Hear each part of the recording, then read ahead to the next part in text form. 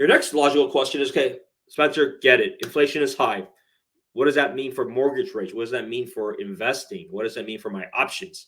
High mortgage rates are changing the Bay Area housing market in two key areas. And I can talk about it and you kind of see it yourself. Number one, the biggest thing is that the number of people that are looking have diminished. And it has diminished in several different ways. It diminished, one, because some people are shell shocked. That's a very real thing. Some people are just straight up shell shocked. That they're like, wow, interest rates are just so high. I can't buy anything anymore. And I want to make it very clear that's not how things work, right? Just because interest rates double from a very low number doesn't mean your budget has now shrank in half. That's not how the math works. The math typically works is that each 1% increase is about 8 to 9%, roughly. I mean, obviously, the more you go, the less it'll be, but that's generally what it is. So even though it has increased by, let's say, 3%, that means affordability has dropped for the same price, roughly about 26%, 27% or so. And so that's the general balancing act that the market has to continue to do and is continuing to do, fortunately, in the Bay Area. Fortunately, in the Bay Area, people have actually adjusted more versus other areas in the country, which I feel terrible for. They may have only dropped by like a few percent, which means there's even a bigger spread than before. That means the market is even stronger from that perspective than before. And so those are all the things that one has to consider when it comes to buying a home is, yes, rates are what they are. There are many creative financing options out there. For example, you can go adjustable rate mortgages right now, which is a 5-year lock or 7-year lock. Those are about 1% lower.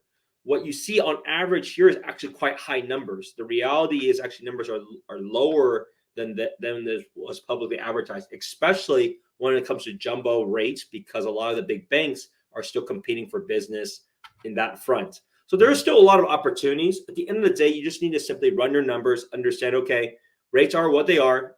I don't want to keep wasting money on rent. I need a stability. I need a bigger house.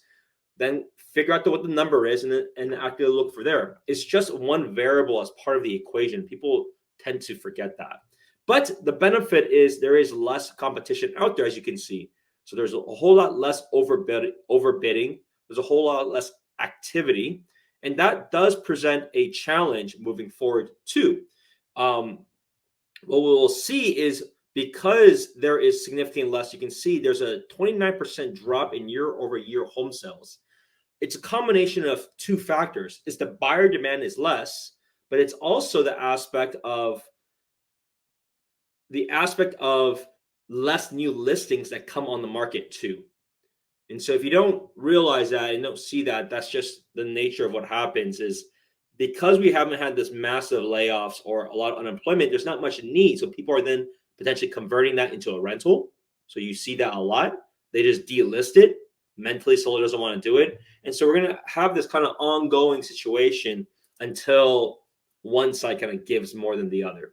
But that's just the reality of the dynamics of the market. That's the fun of the market, and that's just what it is. Thank you for watching this short on my YouTube channel. For more shorts, go ahead and click here.